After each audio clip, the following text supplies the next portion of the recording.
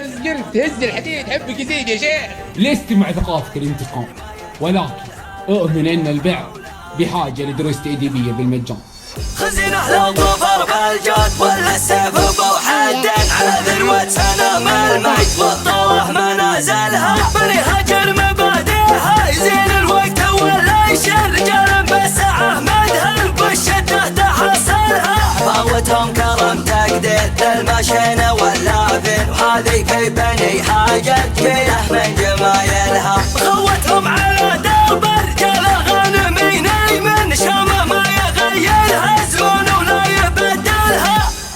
مثل شوال فيقي راعي يقلط مرحبا واهل مواجب الرفاقة بيني وبينه مكملها طريق احتاج ذرب لسان لقى بيشوح مرعن قلب ولا يحب الميل والمال تعدلها قوي الباس بالشدة ترى ما يعرف اللي يحب الطيبة وبسوقها يحسن تعاملها أبو راشد لي عدى وجاب وسيرة الوافين مواقفه تخلنا نعد اسمه من أولها شهر صيتك يا عبد الله معالك سنة والدرين يعز من اعتزابك يا فخر ربع انت مثلها أقدر خوتك واثني عليها والعرب دارين بيوت المدح ما تنقال في ما يجملها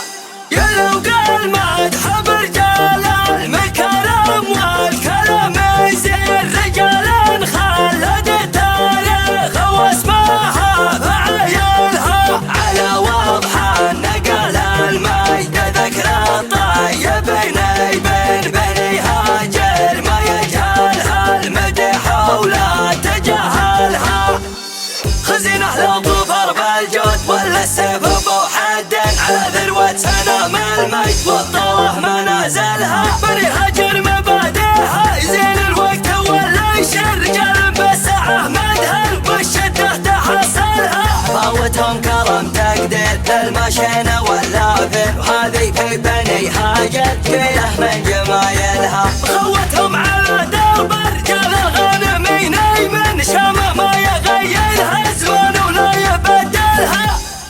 مثل شوال فيقي راعي يقلط مرحبا واهل مواجب الرفاقة بيني وبينه مكملها طريق احتاج ذرب لسان لقى بيشوح مرعن قلب ولا يحب الميل والمال تعدلها قوي الباس بالشدة ترى ما يعرف اللي يحب الطيبة وبسوقها يحسن تعاملها أبو راشد لي عدى وجاب وسيرة الوفين مواقفه تخلنا نعد اسمه من أولها شهر صيتك يا عبد الله معالك سنة والدرين يعز من اعتزابك يا فخر ربع انت مثلها